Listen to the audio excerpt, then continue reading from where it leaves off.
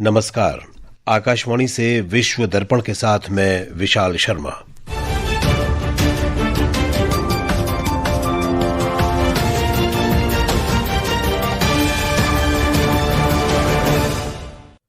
मुख्य समाचार। वैश्विक एआई शिखर सम्मेलन आज से नई दिल्ली में शुरू हो गया है। सम्मेलन में कई वैश्विक नेता हो रहे हैं शामिल।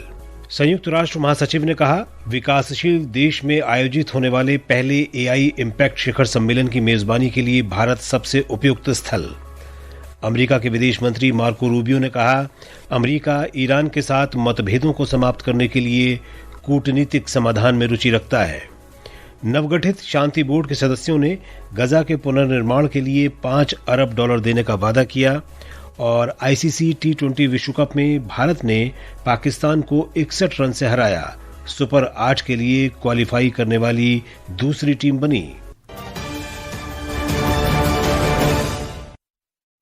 अब समाचार विस्तार से। भारत एआई इम्पैक्ट शिखर सम्मेलन आज से नई दिल्ली के भारत मंडपम में शुरू हो गया है।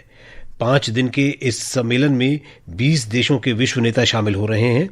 इनमें फ्रांस के राष्ट्रपति इमैनुअल मैक्रों, ब्राजील के राष्ट्रपति लुइस इनासियो लुला दा सिल्वा, स्पेन के राष्ट्रपति पेड्रो सांचेज, स्विट्जरलैंड के राष्ट्रपति गाय परमेलिन, नीदरलैंड्स के प्रधानमंत्री डिक शूफ, संयुक्त अरब अमीरात के शहजादे शेख खालिद बिन मोहम्मद बिन जायद अल नहयान, मॉरिशस के प्रधानमंत्री नवीन चंद्र रामगुलाम, श्रीलंका के राष्ट्रपति अनुर कुमार दिसानायका, सेशल्स के उपराष्ट्रपति सेबेस्टियन पिले और भूटान के प्रधानमंत्री छेरिंग तोब्गे शामिल हैं।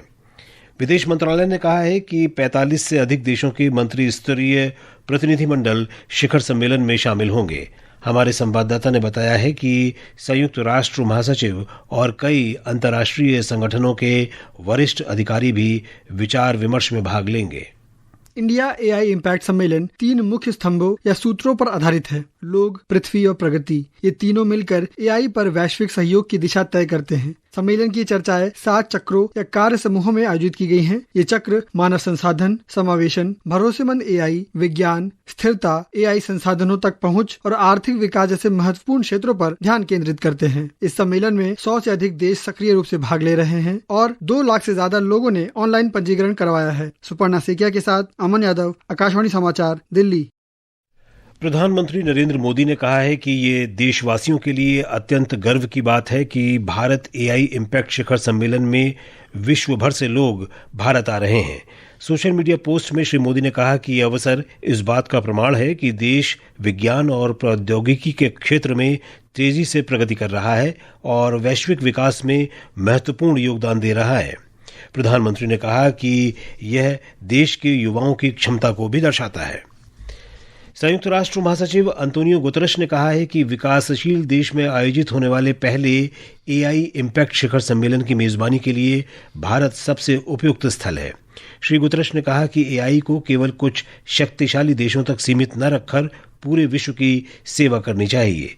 इस बीच ब्रिटेन ने कहा है कि सम्मेलन में उसका मुख्य ध्यान इस बात पर रहेगा कि एआई किस प्रकार विकास को गति और नए रोजगार सृजन तथा सार्वजनिक सेवाओं में सुधार ला सकता है।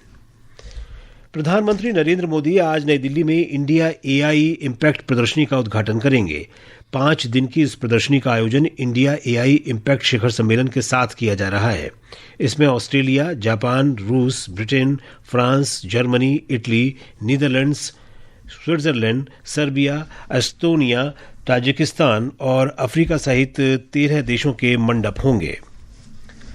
बांग्लादेश में मंगलवार को नई सरकार के शपथ ग्रहण समारोह में लोकसभा अध्यक्ष ओम बिरला और दक्षिण एशियाई क्षेत्रीय सहयोग संगठन देशों के विदेश मंत्रियों सहित कई विदेशी गण्यमान्य व्यक्तियों के शामिल होने की संभावना है।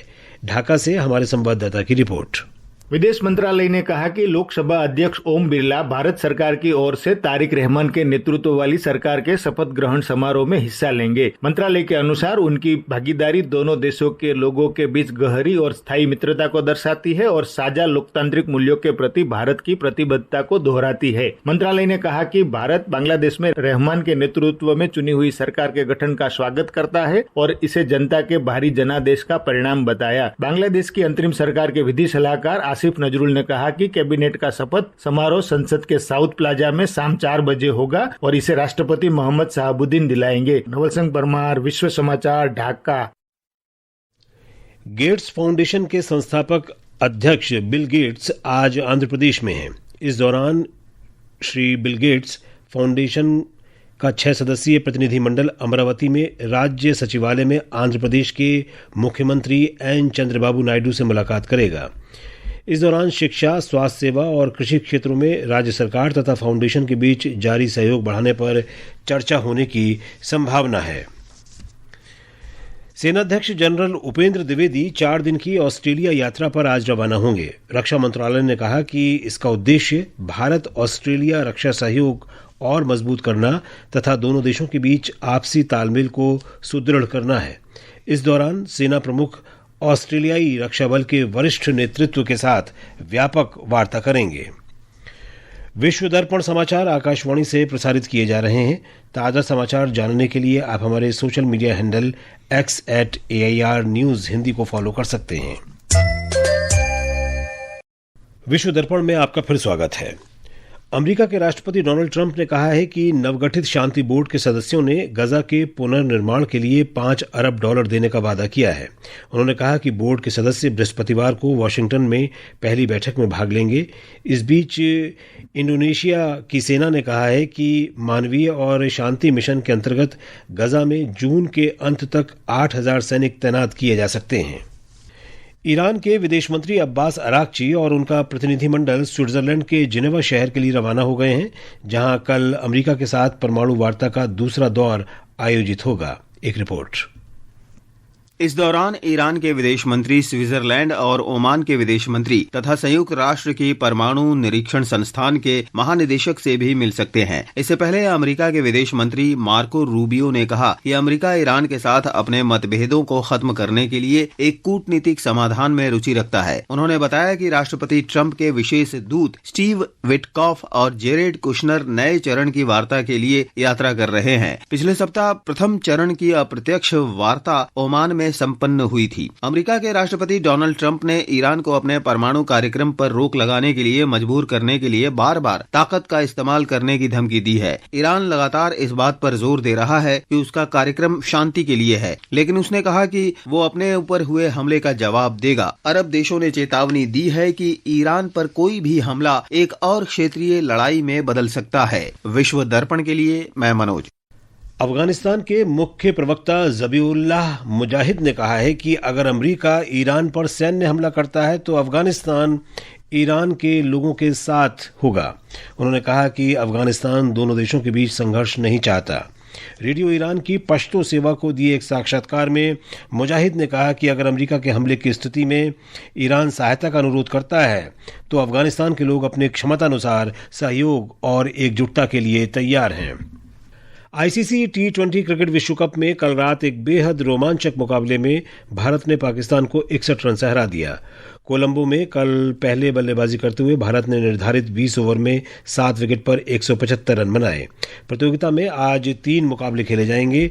दिल्ली में अफगानिस्तान और संयुक्त अरब अमीरात के बीच मैच होगा। कोलकाता में इंग्लैंड का सामना इटली से होगा और श्रीलंका के पल्लिकल में ऑस्ट्रेलिया और श्रीलंका आमने सामने होंगे। अंत में मुख्य समाचार एक बार फिर। वैश्विक एआई शिखर सम्मेलन आज से नई दिल्ली में शुरू हो गया है। सम्मेलन में कई वैश्विक नेता हो रहे हैं शामिल। संयुक्त राष्ट्र महासचिव ने कहा, विकासशील देश में आयोजित होने वाले पहले एआई इम्पैक्ट शिखर सम्मेलन की मेजबानी के लिए भारत सबसे उपयुक्त स्थल। अमेरिका के विदेश मंत्री मार्को रूबियो ने कहा, अमेरिका ईरान के साथ मतभेदों को समाप्त करने के लिए कूटनीतिक समाधान में रुचि रखता है।